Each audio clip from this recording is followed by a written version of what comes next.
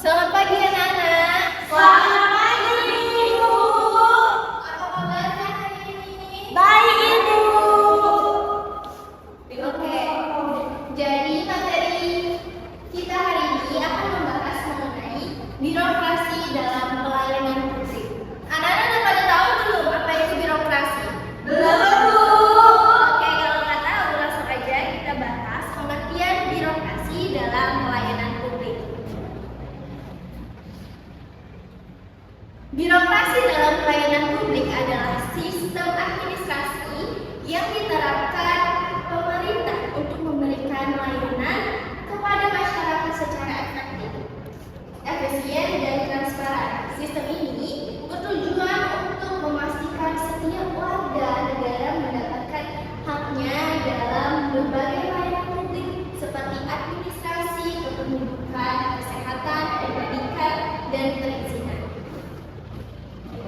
Menurut ahli Max Weber, birokrasi adalah organisasi yang memiliki struktur hierarkis yang aturannya yang jelas dan pembagian tugas yang sistematis guna meningkatkan efisien dan pelayanan publik. Jadi di sini sudah tahu kan apa itu birokrasi dalam pelayanan publik kan?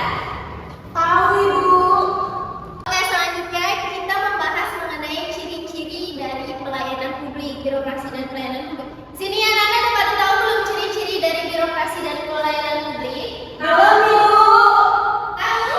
Ya. Apa tuh? Slide-nya lucu banget Ibu. Ciri-ciri dari birokrasi dalam pelayanan publik? Tahu Bu. Saya. Apa itu?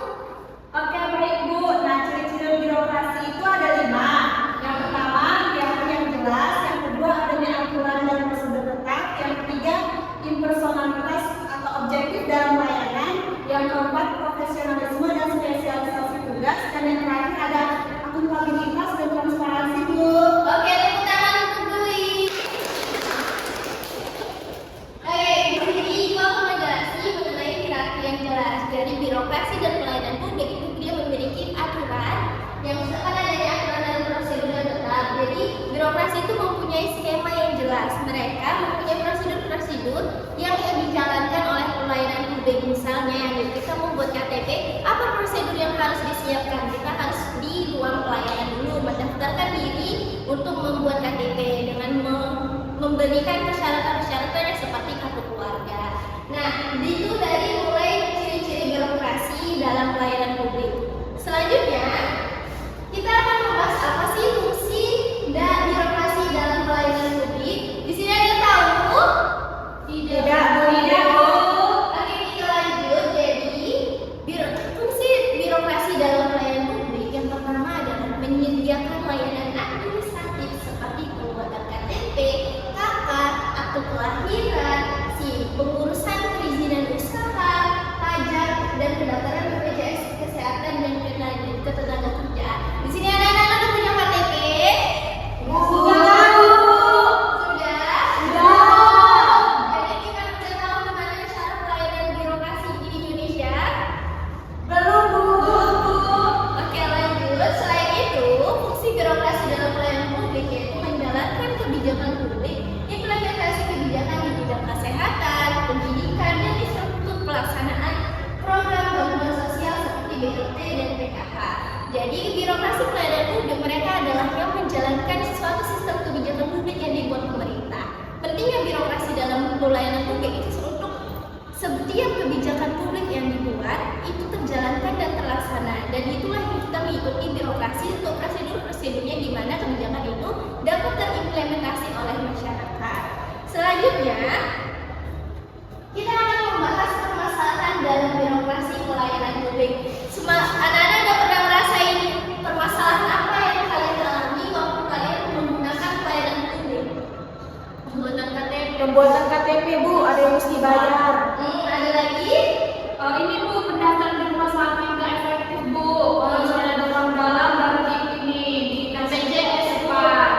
Oke, itu termasuk dari permasalahan birokrasi yang ada di Indonesia. Pertama, permasalahan prosedur yang berbelit-belit atau birokrasi yang berbelit-belit. Lalu kerap terjadi korupsi dan pungutan liar seperti yang dibilang Dwi tadi. Kalau kita ada orang dalam atau kita punya uang, malah kita yang prosedur pelayanan yang mereka berikan.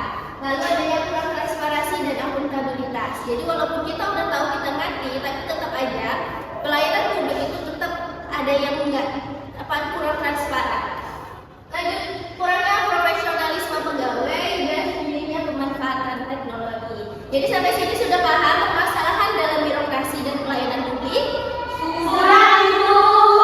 Kita lanjut mengenai solusi apa sih yang dapat diberikan reformasi birokrasi dalam pelayanan publik. Pertama, penyederhanaan prosedur dan delegasi. Kedua, digitalisasi layanan publik atau e-government. Yang ketiga, peningkatan transparansi dan pengawasan. Dari permasalahan yang tadi, kita dapat memberikan 3 solusi agar permasalahan-permasalahan